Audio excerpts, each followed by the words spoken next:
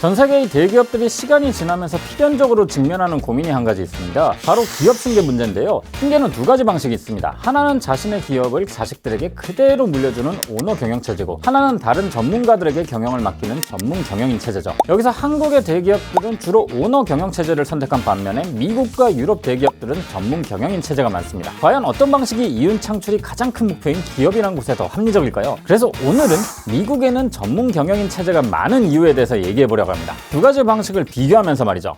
자, 지난 시간에 빈카운터에 대한 얘기를 했었죠. 그때 CEO로 임명된 전문 경영인들이 회사를 얼마나 심각하게 망칠 수 있는지를 봤었는데요. 만약 안 보셨다면 지난번에 그 영상을 먼저 보고 오시면 오늘 영상을 더 재밌게 보실 수 있을 것 같네요. 어쨌든 빈카운터 같은 CEO가 있기 때문에 전문 경영인 체제 자체를 부정적으로 보시는 분들이 있더라고요. 전문 경영인이란 건 환상이라면서 말이죠. 그러면서 보통 이런 분들은 오너 경영 체제를 지지합니다. 전문 경영인은 자기 임기 동안의 회사 실적만 중요하기 때문에 단기적인 이익에만 몰두하게 된다. 그래서 장기적인 프로젝트를 이끌어 나갈 수 있는 오너 중심의 경영이 더 우월하다, 이렇게 주장하면서 말이죠. 이게 맞는 말이긴 합니다. 실제로 많은 서구 기업들이 우리나라뿐만 아니라 아시아 기업들의 상승세에 대해서 이야기할 때 이 부분을 빼놓지 않고 이야기하거든요. 사실 이 주제에 대한 이야기는 국내에 나오기 시작한 지도 벌써 20년이 넘었습니다. 90년대부터 2000년대 초반쯤이 바로 우리나라 1세대 창업자들이 은퇴를 하고 2세대들이 사업을 물려받던 시기였거든요. 그래서 당시 언론에서는 미국 기업들에 비해서 우리가 우월한 것이 바로 오너 경영이다. 왜냐하면 장기적인 관점에서 투자가 가능하기 때문이다 라면서 이를 한국형 자본주의라고 표현하기도 했었고요. 그렇다고 오너 경영을 아시아권 기업들만 하는 건 아닙니다. 현재 전 세계 산업을 이끌고 있는 엔비디아나 테슬라, 페이스북 등 이런 기업들도 보면요, 창업자인 오너들이 확고한 소유를 바탕으로 회사를 이끌고 있죠. 소유와 지지 기반이 확실하기 때문에 외부의 단기적 실적이 흔들리지 않고 장기적인 성과를 쌓아나가고 있고요. 요즘 제일 핫한 엔비디아만 하더라도 AI 생태계 구성의 핵심이었던 쿠다를 출시한 게 2006년이었습니다. 그때 당시엔요, 왜 이런 돈도 안 되는 사업을 하느냐, 그냥 돈 되는 지포스나 만들어라, 이렇게 얘기하면서 월스트리트 쪽에서도 반응이 매우 안 좋았어요. 그럼에도 불구하고 젠슨 왕이 슈퍼컴퓨팅 분야가 향후에 확대될 수 있었다고 믿었기 때문에 쭉 여기에 많은 돈을 들였었죠. 그 결과가 지금의 엔비디아 천하인 건데요. 전문 경영인이라면 확신이 있다 하더라도 젠슨 황처럼 쭉 밀고 나가기 힘들었겠죠. 왜냐면 장기적인 목표의 결과가 나올 때쯤이면 전문 경영인은 이미 잘리고 없을 테니까요.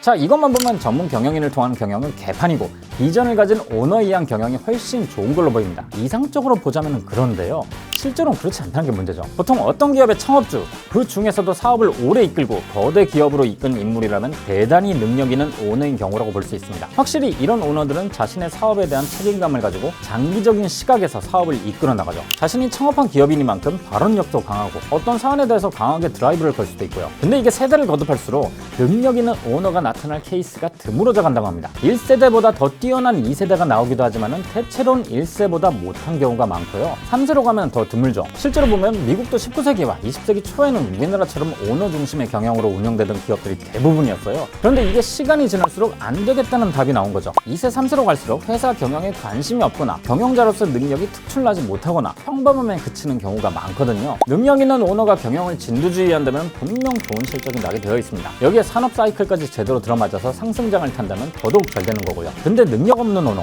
기껏 해봤자 평균 수준의 오너가 경영을 맡게 되면 빠르게 경쟁력을 상실합니다. 왜냐면 더 뛰어난 경영자를 가진 경쟁 기업들에게 경쟁력을 빠르게 빼앗길 테니까요. 미국과 유럽의 오래된 기업들이 전문 경영인 체제를 도입한 것도 오너 경영의 한계를 깨달았기 때문입니다. 물론 포드의 빌 포드 주니어나 폭스바겐 그룹의 전설 페르디난트 PA처럼 경영 일선에 복귀하는 경우도 있지만요, 대체로 이사회 의장을 맡으면서 경영은 전문 경영인에게 일이 많은 게 일반적이에요. 그러다 진짜 간혹 가다가 오너들이 직접 경영하는 경우도 드물게 있긴 합니다. 대표적인 기업들로 타바스코 핫소스로 유명한 맥킬렌이사, 스니커즈, 트윅스, M&M즈를 만드는 거대 초콜릿 기업 마즈사, 그리고 스웨덴의 발렌베리 가문인데요. 이런 곳의 특징은 직계자녀만 가업 승계를 고집하지 않고 반개까지 폭넓게 따져서 그 중에서 능력 있는 사람이 가업을 이끌어 한다는 겁니다. 왜냐하면 가장 능력 있는 사람을 뽑아야지만이 생존할 수 있는 게 경쟁의 세계니까요. 이 세상의 모든 능력이 그렇듯이요, 경영자의 경영 능력이란 건 물론 경험과 학습으로 발전하는 부분도 있지만은 재능적인 부분도 존재합니다. 왜 보면 똑같이 공부를 해도 누구는 성적이 더 좋고 누구는 좋지 못한 일들이 늘상 벌어지죠. 마찬가지로 같은 방식으로 축구를 시켜도 누구는 손흥민이나 이강인이 되기도 하지만은 누구는 그저 동네에서 좀 잘하는 정도에 그치기도 하고요. 쉽게 설명하자면요, 기질이나 재능은 포텐셜이고 경험과 학습으로 그 포텐셜을 만개하는 거라 볼 수 있어요. 아무리 경험과 학습을 시켜주더라도 주어진 포텐셜이 작으면은 만개해봤자 평범한 수준밖에 못 되는 거죠. 그래서 3세, 4세들이 아무리 유수의 MBA를 졸업하고 사내에서 승계를 위한 교육을 받아도요, 정도로요. 창업주나 2세에 비해서 부족한 모습을 보이는 경우가 많은 게 바로 이런 이유 때문이죠. 자, 그러다 보니 직계 가족에게만 경영권을 물려주게 되면 적절한 인물을 찾기 힘든 문제가 발생합니다. 학습과 경험으로도 배울 수 있다지만은 가장 중요한 경영자적 기질을 갖춘 사람이 없으면 순식간에 경쟁력을 잃어버릴 테니까요. 특히나 요즘은 저출산이잖아요. 그래서 반계와 사이까지 폭넓게 다 뒤지고 뒤져서 그 중에서 가장 능력 있는 사람을 끌어올리는 겁니다. 가족이 많으면 많을수록 그 중에 능력 있는 사람이 나올 확률은 높아지니까요. 특히나 스웨덴의 발렌베리 가문은 이 부분에서 매우 까다로운 걸로 유명하죠. 가문의 뒤를 이으려면 엄격하게 자신의 능력을 증명해야 하거든요. 엘리트로서 공부도 잘해야 하는 건 당연하고 뉴욕이나 런던 같은 금융 중심지에서 근무하면서 경험을 쌓아야 하고요. 게다가 이 과정에서 2명을 골라내고 또 서로 경쟁을 시킨다고 합니다. 이런 식으로 해야 오너 중심의 경영이 유지될 수 있는 거겠죠. 일본도요, 오너 경영으로 대를 이어가면서 경쟁력 있는 기업으로 자리하고 있는 대표적인 케이스긴 한데요. 따지고 보면 여기도 사실 직계 아들망 승계를 고집하는 게 아닙니다. 일본 특유의 성인 양자 입적 문화를 적극 활용하죠. 이건 직원 중에서 우수한 인물이 있다면 양자로 입적하거나 혹은 딸과 결혼한 사이가 괜찮으면 사위를 양자로 드리는 방식이에요. 그러니까 엄밀히 따지자면 여기도 가장 뛰어난 능력을 가진 외부 인사를 폭넓게 고려해서 후계자로 앉히는 방식입니다. 자손 중에서 능력 있는 경영자가 나오기 힘든 오너 세습 경영의 한계를 다른 방식으로 극복한 거죠. 정리하자면요, 오너 경영은 뛰어난 경영 능력을 갖춘 오너가 있을 때 그 장점이 극대화됩니다. 하지만 세대를 거듭할수록 오너 집안에서 능력 있는 인물이 나오기 어려운 현실적인 한계가 있는 거죠. 그래서 해외에서 가문이 소유하고 운영하는 기업이나 그룹들은요, 보통 반계까지 폭넓게 범위를 넓힙니다. 반계나 입적을 통해 넓힌 가족 범위 내에서 가장 능력이 뛰어난 사람을 발굴하고 강도 높게 교육시키는 거고요. 자, 그런데 앞서 언급하는 마즈나 포드, 발렌베리 재단의 기업들도요, 결국엔 전문 경영인에게 실질적인 경영을 맡기는 쪽으로 바뀐 상황이에요. 대신 오너는 이사회의 의장을 맡았죠.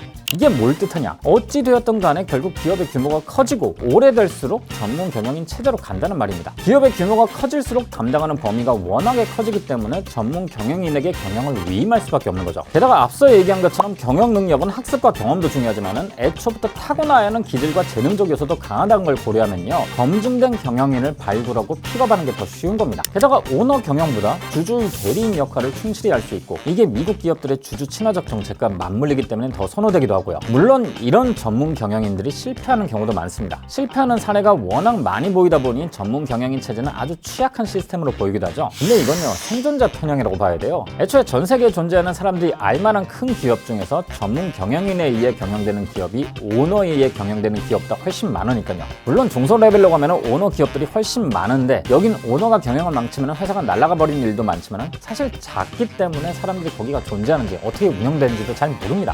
관심도 없고요. 반대로 전문 경영인이 운영하는 기업들은 거대한 기업들이기 때문에 회사를 망치는 경우가 많이 보이죠. 반면에 오너 기업들이 창업 1, 2세대에 회사를 거대 기업으로 키우는 케이스가 많이 목격되다 보니까 오너 경영이 더 우월하게 느껴지는 것이 뿐이라는 거죠. 하지만 미국이든 유럽이든 기업들의 발전사를 살펴보면요, 오너 경영과 전문 경영인 체제는 양립하는 것이 아니라 오히려 순차적인 쪽에 가깝습니다. 어떤 기업이는 초기엔 오너 경영으로 운영되지만 시간이 많이 흘러서 기업이 거대해지고 오래되면 전문 경영인으로 바뀌어 운영되는 거죠. 물론 제대로 된 전문 경영인을 뽑는 게 진짜 중요하긴 합니다. 단기적인 실적과 숫자에만 집착하는 빈 카운터들을 전문 경영인으로 임명했다가는 회사의 장기적인 성장성을 갉아먹고 사람들의 일자리도 날릴 수 있으니까요. 그런데 따지고 보면요, 전문 경영인을 잘 뽑는 책임은 결국 이사회에 있습니다. 특히나 오너가 이사회에서 강력한 영향력을 발휘할수록 전문 경영인에 대한 책임도 결국 오너에게 있는 셈이라 할 수 있죠. 왜냐? 결국 그 사람을 뽑은 건 오너잖아요. 그 사람을 알아보고 그 사람을 뽑은 게 오너니까 뽑은 사람도 어떻게 보면 책임이 있다고 할 수 있죠. 그리고 사실 따지고 보면요, 뛰어난 전문 경영인은 대체로 연임하기 때문에 영향력과 지배력도 기업 내에서 굉장히 강해져요. 그런 측면에서 보자면 전문 경영인이라 해서 꼭 오너보다 못하다고 하기도 어려운 거죠. 뛰어난 전문 경영인도 나름대로 뛰어난 오너 경영인만큼 회사 내에서 강한 영향력을 가지게 되어 있으니까요. 그런 의미에서 저는 뛰어난 전문 경영인의 대표격이라 할 수 있는 리사수를 찬양하면서